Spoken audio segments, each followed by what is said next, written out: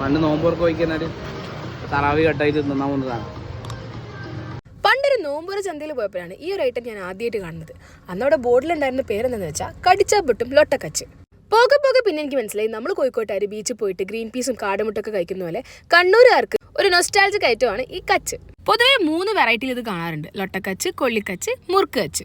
മുറുക്ക് നമ്മുടെ സാധാ അരിമുറുക്കൻ, പിന്നെ പൂളക്കൊള്ളിയാണ് കൊള്ളിക്കച്ച്. പിന്നെ ഈ ലൊട്ട നമ്മുടെ നാട്ടിൽ അങ്ങനെ അധികം അവൈലബിൾ ആണെന്ന് എനിക്ക് തോന്നുന്നില്ല. ഇതിൻ്റെയൊക്കെ മുകളിൽ പുളിയും എരും കൂടുതൽ ഒരു മസാല വെച്ചിട്ട് പകുതി മുങ്ങിയിട്ടും പകുതി ക്രഞ്ച് ആയിട്ടും കിട്ടുന്ന ഒരു ഐറ്റം. ഈ മസാലക്ക് പല വകഭേദങ്ങളുണ്ട്. വീഡിയോയിൽ ഇപ്പോൾ കാണുന്ന ഈ കച്ച് 30 രൂപയ്ക്ക് നമ്മൾ പയ്യമ്പലം ബീച്ചിൽ നിന്ന് കഴിച്ചാണ്. എന്നാൽ ഈ ഒരു ഐറ്റം നമ്മൾ കോഴിക്കോട്ടുകാർ എങ്ങനെ കഴിക്കുന്നല്ലേ? വഴിയുണ്ട്.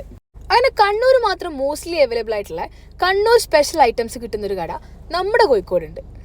കോഴിക്കോട് ബീച്ചിനടുത്ത് സിൽക്ക് സ്ട്രീറ്റിൽ കണ്ണൂരിലെ കുറച്ച് ചെക്കന്മാരെ തുടങ്ങിയ ഒരു കുഞ്ഞു സ്പോട്ട്. കച്ചും അവലിസ്ത്രിയും കോക്ടെയിലൊക്കെ പോലെ ഒരുപാട് ഐറ്റംസ് ഉണ്ട്. എന്തായാലും ട്രൈ ചെയ്ത് നോക്കിക്കോളൂ കേട്ടോ. ബൈ.